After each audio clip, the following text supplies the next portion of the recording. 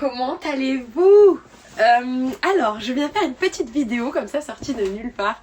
La dernière que j'avais faite, c'était en mars, avant de partir en mon voyage, où je parlais de ma rupture et j'avais dit que cette vidéo serait temporaire. Donc je l'ai supprimée et j'avais reçu dessous une vague de haine. Et en fait, c'est quelques filles abonnées qui m'avaient dit « Yamina, fais gaffe, ta vidéo, elle est passée dans des sites où en fait... » En gros, c'est des sites où les hommes détestent les femmes et en fait, quand des mecs balancent des contenus sur ces sites-là, tous les mecs viennent en groupe se décharger sur la femme en l'occurrence ou sur la créatrice de contenu et ils lui mettent la misère. Genre j'avais des commentaires horribles, genre tu vas mourir sans enfant, enfin des trucs abominables. Bref, je l'avais supprimée pas pour cette raison-là, mais parce que j'avais dit de toute façon que j'allais la supprimer, mais je sais pas pourquoi là, je viens de poster un Reels. Je peux pas vous le poster parce qu'il y a de la musique, donc je vous mettrai le lien en bas en description de mon Insta avec le Reels. Mais en gros, il disait, tu sais quand tu te prépares pour un date et tout et que le mec te dit au dernier moment genre ben on fait quoi du coup ce soir? Alors que c'est votre premier date et que le mec t'a déjà proposé de te voir il y a un moment et que c'est vraiment genre the date, tu vois. Et moi ça je peux pas. Franchement je dis la vérité, je peux pas. Le mec qui me dit on fait quoi? Genre... Bref, j'ai posté un truc comme ça et en gros après ça dit bah, dégage si tu fais ça. Mais ça reste un Reels qui est sur le ton humoristique, oui ou non. On va dire que dans un Reels de 10 secondes, tu peux pas exactement dire ta vraie pensée. C'est tu vas cash et tu crées de l'intensité chez les gens. C'est ce qui s'est passé dans les réponses. Bon, 80% des réponses, c'est vraiment des filles qui en ont marre comme moi. Genre d'avoir des mecs qui sont pas capables de planifier un date, qui ont pas la motivation. On dirait qu'il y a beaucoup de mecs qui sont en mode, et je dis pas tous, hein, mais il y en a beaucoup qui sont en mode passe chez moi, tu vois, ou genre partisan du mode moindre effort, 50-50 et tout. Et moi ça, franchement je peux plus. Et quand je dis je peux plus, et c'est ce qui m'a fait réagir parce que j'ai vu aussi dans les commentaires forcément beaucoup d'hommes dire mais de toute façon ça c'est le meilleur moyen pour finir seul avec ses chats. En gros c'est un tuto comment être seul à 40 ans. Enfin les mecs se sont déchargés et c'est pas ma cible les mecs, donc je m'en fous. Moi personnellement je suis par des 80% des gens qui me suivent sur Insta c'est des femmes et c'est aux femmes que j'ai envie de parler. J'avais envie de faire là une vidéo pour vous expliquer un peu mon mood et mon évolution. Je vais toujours poster les vidéos du voyage, hein. C'est juste que j'ai envie de faire un truc avec du montage, de la poésie et en ce moment j'avais juste pas envie. Voilà, c'est même pas la tête à ça, j'avais pas envie. Je pense que je fais plein de choses pour me développer, du sport, du yoga, de la méditation et en fait mon cerveau il est grave en train de changer ses perspectives sur plein de sujets, notamment le dating et je pense que j'ai envie de vous faire un truc spécial pour ces vidéos. Je vais carrément même pas faire juste l'Asie, le Sri Lanka, Bali et Thaïlande etc. mais je vais carrément vous poster je pense les vidéos d'Amérique du Sud que j'ai fait lors de ma rupture l'année dernière parce que j'en ai quelques-unes pour vraiment vous expliquer le chemin spirituel que j'ai fait pendant un an parce que du coup c'était en décembre de l'année dernière et je pense que cette année là vers novembre-décembre j'aimerais sortir une série de vidéos, une par semaine sur 4 mois pour les 4 gros voyages où je vous explique qu'est-ce qui s'est passé pendant toute mon année. Bref, ça c'est un projet. On va essayer de faire les choses bien, on verra. Là pour l'instant j'avais envie de sortir cette vidéo au moment T maintenant parce que j'étais inspirée par ce Reels que j'ai fait et de tous ces messages.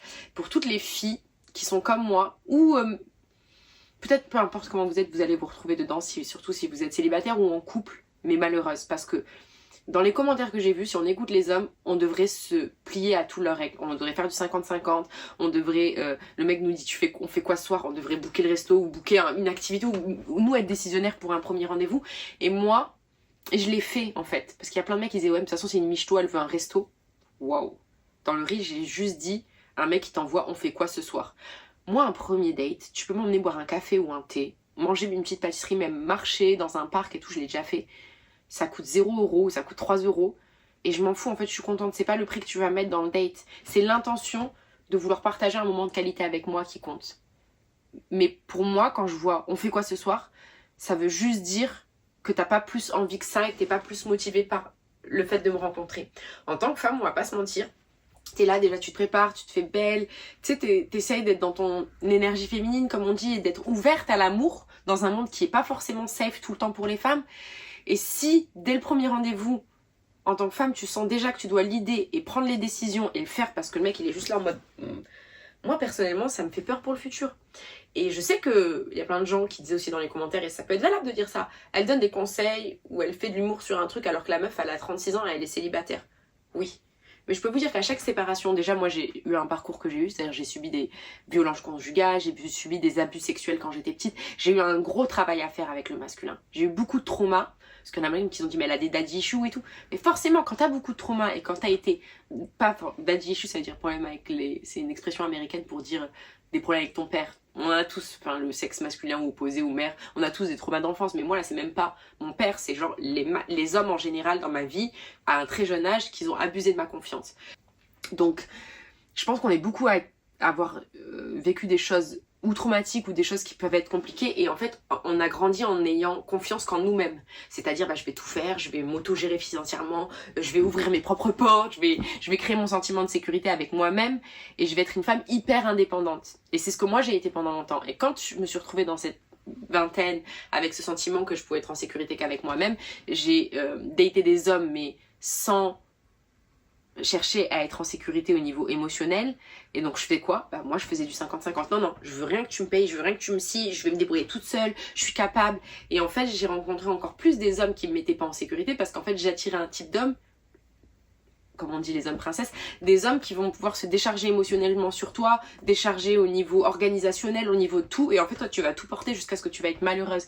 Et quand j'ai rompu plusieurs fois, j'ai eu plein de femmes qui m'ont dit « Mais Yamina, t'as du courage de faire ça, moi je suis avec mon mari, je suis pas heureuse, je sais qu'il me traite pas à ma juste valeur, je suis épuisée psychologiquement, j'ai plus de libido. » Mais quand t'as plus de libido, ça vient aussi plein de fois du fait qu'en fait t'as tellement à penser, t'es tellement fatiguée, tu te sens tellement pas mise en valeur dans ton couple que t'as pas envie en fait d'avoir des relations sexuelles, t'as pas envie de te donner même... que je sais pas comment...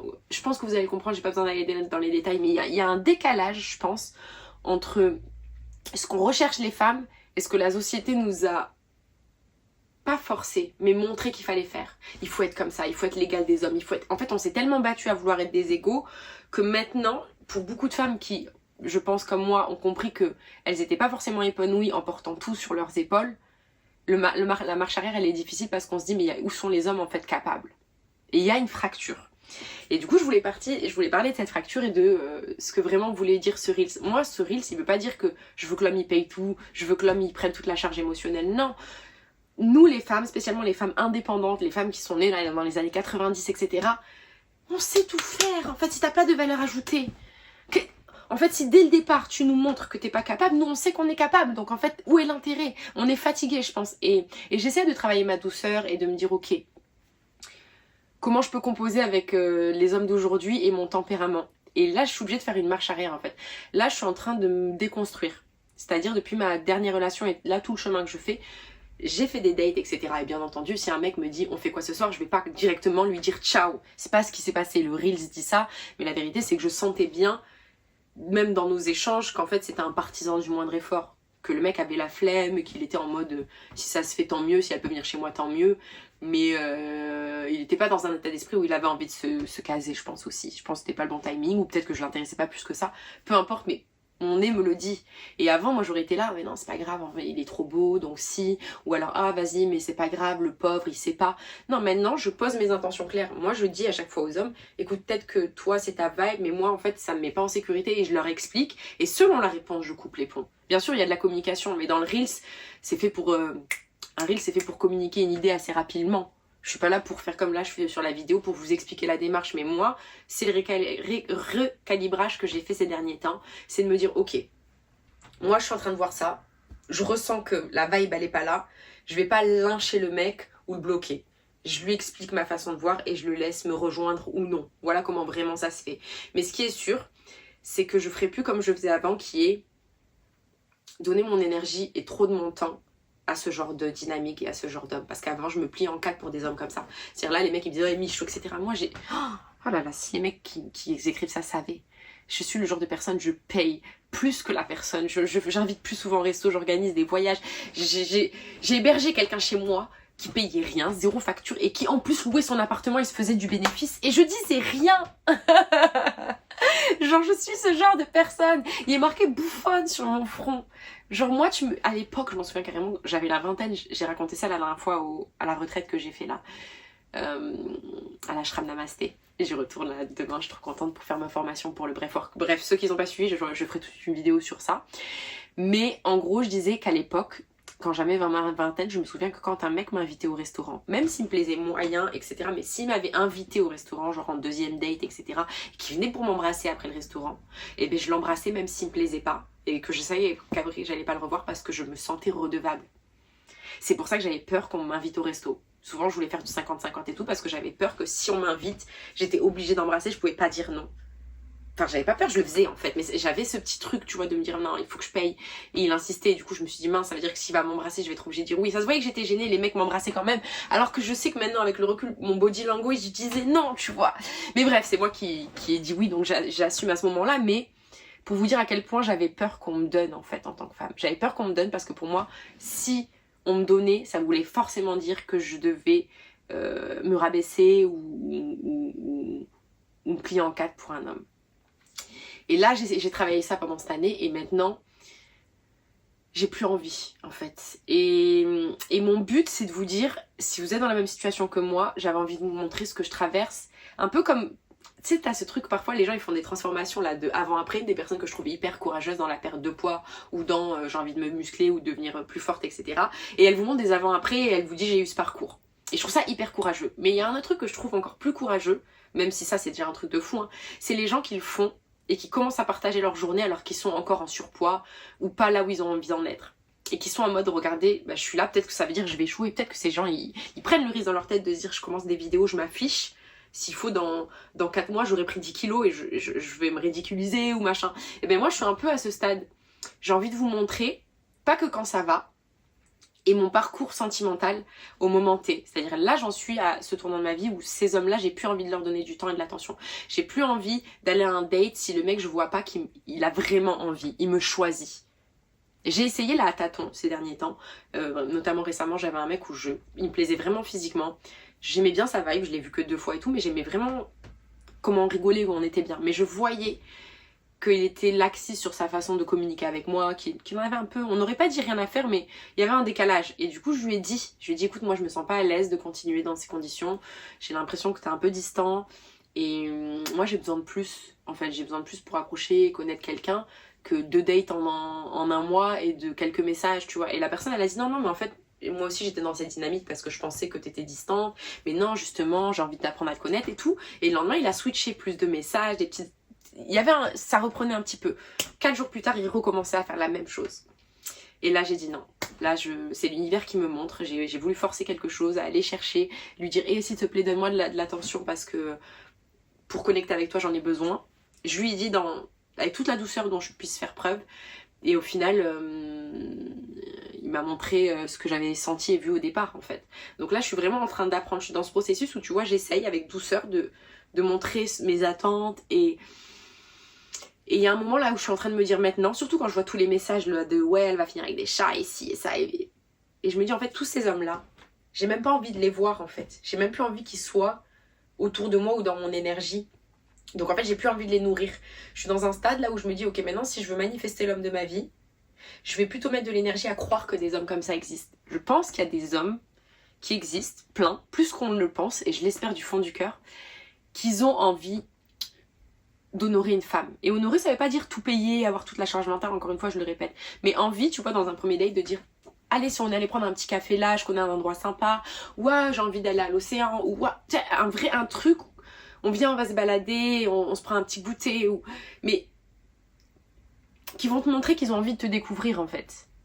Qui vont pas avoir peur, ou se dire ah non, mais moi, maintenant, les meufs, c'est tous des michetots et machin. Ce genre d'énergie, je peux plus. Franchement, je te dis, je peux plus. Je l'ai fait dans toute ma vingtaine. Et le pire, c'est que j'ai donné à ces hommes. Je me suis donné physiquement, je me suis donné émotionnellement. J'ai fait des cadeaux. J'ai limite été l'homme de la relation. Et j'ai tout versé en eux, tout mon amour, parce que j'ai trop d'amour à donner. Sachez une chose.